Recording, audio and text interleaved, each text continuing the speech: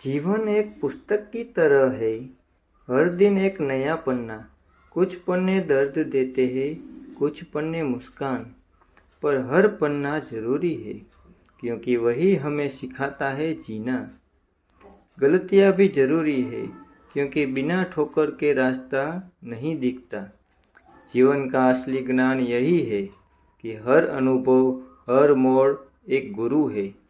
जिंदगी में कभी हार मत मानो, क्योंकि सूरज हर रोज डूबता है, लेकिन अगली सुबह फिर निकलता है।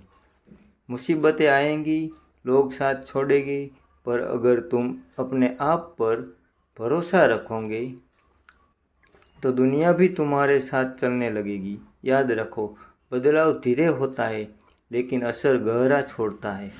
खुद पर काम करो, वक्त आने दो, कहानी खुद ब खुद बदल जाएगी। जीवन एक यात्रा है, मंजिल नहीं। चलते रहो। अगर वीडियो अच्छा लगे तो लाइक करें, शेयर करें और सब्सक्राइब करें। जय हिंद, जय भारत।